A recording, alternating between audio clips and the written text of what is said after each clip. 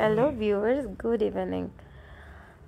আজকে অনেক দিন পরে একটা রান্নার রেসিপি শেয়ার করব। এটা খুবই ইজি, একদম কম সময়ের মধ্যে হয়ে যায়, এতটাই ঝটপটে রান্না করব। চলো তোমাদের সাথে শেয়ার করে নিই কী করেছি আমি। পেঁয়াজ, রসুন, আদা কুচি, তারপর এখানে এলাচ, দারচিনি, এগুলো আগে থেকে রেডি করা ছিল, আমি জাস্ট এখানে বসিয়ে দিলাম।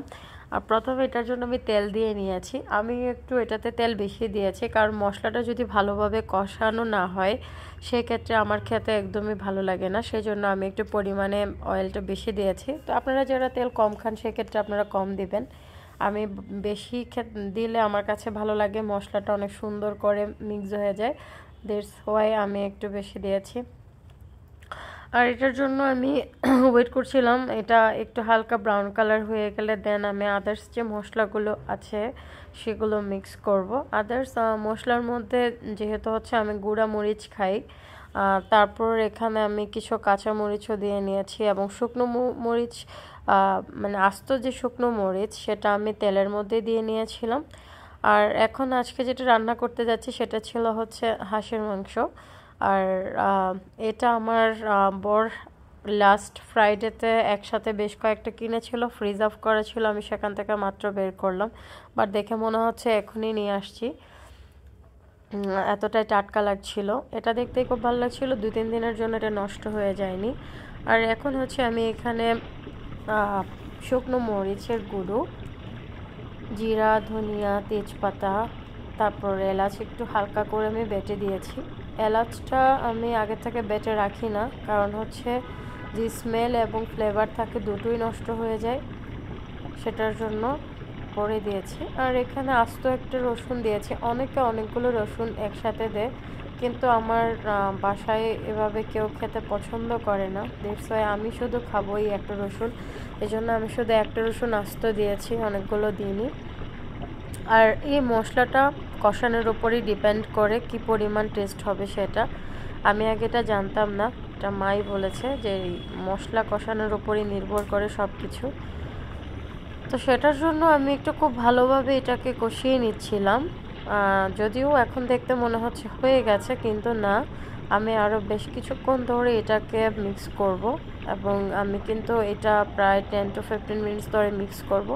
এর ভিতরে ছোট্ট একটা কথা শেয়ার করি, সেটা হচ্ছে যেহেতু আমার বিরক্ত লাগে এর মাঝখানে কিন্তু আমি একটু অন্য কাজের মধ্যে ব্যস্ত হয়ে যাই, তো এর মধ্যে দেখলাম যে না, আসলে এটা অনেকটুকুই মিক্স হয়ে গেছে এবং দেখতেও ভালো লাগছে, সুন্দর গন্ধ ছড়িয়ে পড়েছে সব জায়গায়, পুরো গন্ধে মোমো করছিল।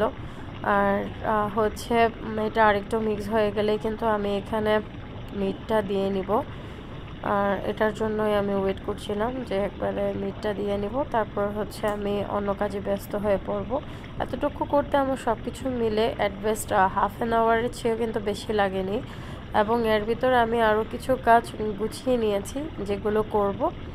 আর কিচেনে ঢুকলে খেয়ালে অন্য একটা রুমে গিয়ে কাজ করবো এরকম হয় না, তবে না, আমি আগে থেকেই গুছিয়ে নিই। আর এর মধ্যে এটা হয়ে গেছে, এখন আমি দিয়ে নিয়েছি মিটগুলো। হাঁসের মাংস আমার খুব পছন্দ, আমার ছোট ভাই এবং আমার বর সবাই অনেক পছন্দ করে। বিটিন মা তো পড়লে ভেজিটেরিয়ান, দ্যাটস ওয়াই মার কথা আসছে না, বাবাও অনেক পছন্দ করে। এখন দেখা গেল যে অলমোস্ট হচ্ছে সিদ্ধ হয়ে যাচ্ছিল, বয়েলড হয়ে যাচ্ছিল। তো এইভাবে আমি এটা বেশ কিছুক্ষণ ধরে বয়েল করব, কিন্তু হ্যাঁ, আমি অল্প তাপেই করি এটা। অল্প তাপে কোনো কিছু বয়েল করলে সেটার স্বাদ কিন্তু দ্বিগুণ বেড়ে যায়, সেটার জন্যই আমি অল্প তাপে করব। আর আমার ভয়েসটা শুনে বোঝা যাচ্ছে আমি অনেক টায়ার্ড, সরি সেটার জন্য, কথাগুলো একটু কেমন থেমে থেমে যাচ্ছে, জড়িয়ে যাচ্ছে। যাই হোক, এর ভিতরে আমার কিন্তু এই তরকারিটা অলমোস্ট হয়ে গেছে, সুন্দর একটা কালার চলে আসছে।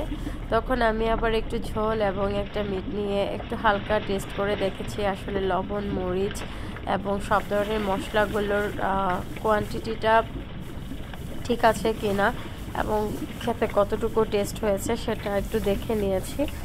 আর এখানে আমি ভিডিওটা করার সময় হচ্ছে আমি খেয়াল করিনি, যেহেতু হচ্ছে যে খুব কাছে ক্যামেরা নিয়ে গিয়েছিলাম, সেটার জন্য এখানে কালারটা একটু ফেড হয়ে গেছে। বাট না, এখন দেখুন এখন কিন্তু দেখতে খুব ভালো লাগছে। তো এটা অলমোস্ট হয়ে গেছে, আমি কিছুক্ষণের মধ্যে এটা নামিয়ে নিব। আর এরকম যখন অলমোস্ট হয়ে যাবে তখন আমি যে কাজ করি, আমি যেহেতু ইন্ডাকশন কুকারে রান্না করি, আমি একদম কম তাপে এটাকে বেশ কিছুক্ষণ রেখে দিই। এটা করলে আরও বেশি মজা হয় খেতে।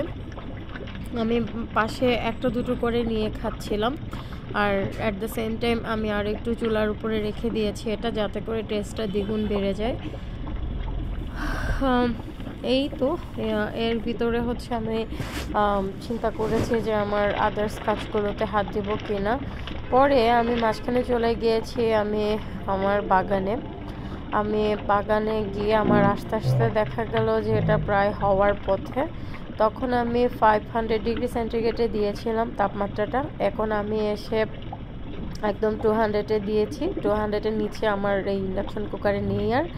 আর এর মধ্যে এখন যেটা দিয়ে দিচ্ছি এটা হচ্ছে গোলমরিচের গুঁড়ো, আর হচ্ছে ধনিয়া জিরা, এগুলা হচ্ছে একটু ভাজি করে রাখা ছিল, সেটা দেওয়া। তো দেখুন, এটা দেওয়ার পরে পুরো কালারটাই পরিবর্তন হয়ে গেছে এবং অনেক সুন্দর যেরকম লাগছে, খেতেও কিন্তু দারুণ হয়েছে।